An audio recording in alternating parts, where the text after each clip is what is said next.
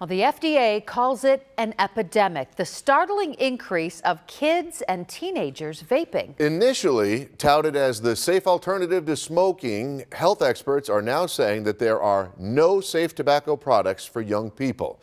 Now, while you might be sitting there saying, well, my kid doesn't vape, the numbers actually show if they're not vaping, their friends definitely are vaping. And this is why investigative reporter Emily Lampa gathered the information that you need to know so you can have a meaningful conversation with your loved ones in this Two on Your Side original story.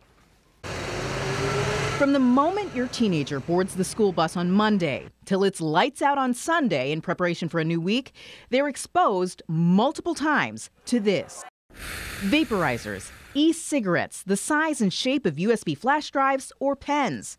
Easily hidden, and according to these students, super easy to get a hold of. Yeah, it's like way too easy because like you have friends that were like seniors like a year or two ago and they can just go buy it for you, or even like some kids like in your current grade or 18. They just don't ID anyone that comes in. As long as you kind of look the part, you can get it. A lot of people can order it online too without getting ID'd. It's really sad to say that some of them really say, well, my parents bought it for me. Well, my parents gave it to me.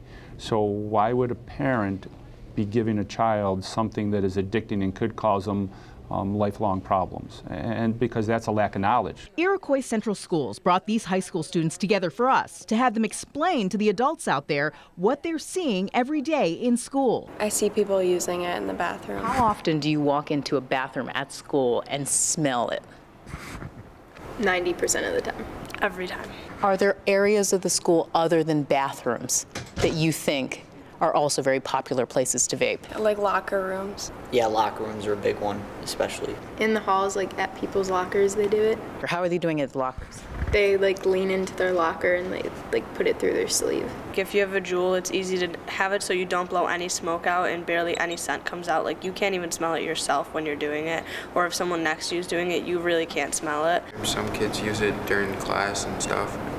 Like they hide it in their sweatshirts and stuff like that. While this may be new and surprising to you, this is the norm for most teens. Many of the seniors in this group tell us their introduction to vaping started day one of high school. The first time I saw it, I was like, what the heck are they doing? Like, I was like, that's so bad. And now it's just a normal thing and people are just totally like blind to it. And now middle schools and even some elementary schools are reporting cases as well.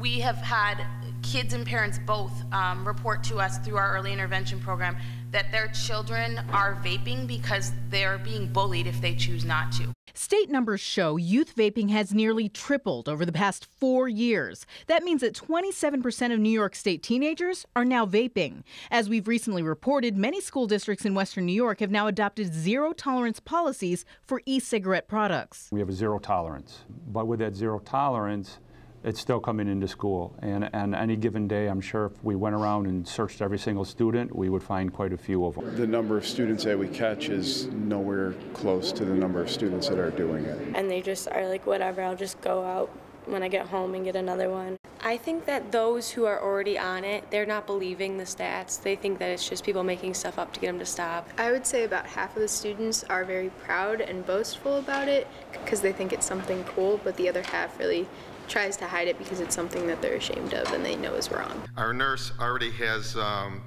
prescriptions for students where she's handing out the nicotine gum to some of the students so they could get away from the vaping. E-cigarettes have become increasingly effective at delivering nicotine, which health experts say rewires the developing brain. One Juul pod, a popular brand among kids and teens, can deliver as much nicotine as a full pack of cigarettes. Early studies show nicotine use among young people can lead to learning and behavior disorders. Even e-cigarettes marketed as containing 0% nicotine have been found to contain nicotine. And right now, there are very few facilities set up to treat kids with nicotine addiction. At Kids Escaping Drugs, they have something called the Early Intervention Program. In the last year, we have had such a tremendous influx in the number of referrals for that program specific to adolescents who are caught vaping that we have developed a separate program from that early intervention program just to address the vaping needs in the community. But it's not easy to get nicotine replacement therapy for youngsters, especially because cessation products, like gums and patches, aren't recommended for kids under 18. This puts a lot of pressure on pediatricians to figure out how to treat nicotine addiction in children as young as 11 years old. Pediatricians oftentimes use drugs, medication off-label because we're advocates for our patients, and it's not biologically plausible that something wouldn't be safe and effective for a 16-year-old if we know that it's safe and effective for an 18-year-old. I have parents that are telling me, hey, at least they're not smoking a cigarette. Cigarettes have a stigma. We've seen the pictures. We know what lungs look like. We don't have anything on this. And this is why now there is a major push for new research to find out how vaping will affect kids in the long run. Some of that research is going on right now in our own backyard over at Roswell Park. And we have the details on our website, WGRZ.com. Great report, Emily. This is very concerning for a lot of parents out there also. I know you have children, I have children. You've done a lot of research as well. You have 2 more reports on this too, I believe, That's right? exactly right. There are 2 more reports on our website. They pick up where this one leaves off. We talk to health experts about what's in those e-liquids, how they affect the body, and how kids are using drugs in those vaporizers. If you have kids in your family, we urge you to watch those additional videos. Check out the educational links attached, because sometimes it's just really hard for the kids to talk to their parents, especially about topics they feel they could get into trouble over. But these kids, they may already be addicted. They need to feel comfortable about asking for help with this. So Scott, we are helping to start that conversation. Great advice, and it was great to hear from the young kids in your package as well. If the parents need convincing that there's a problem in schools and outside of schools, here it is. Great information. Thank you, Emily. Appreciate it.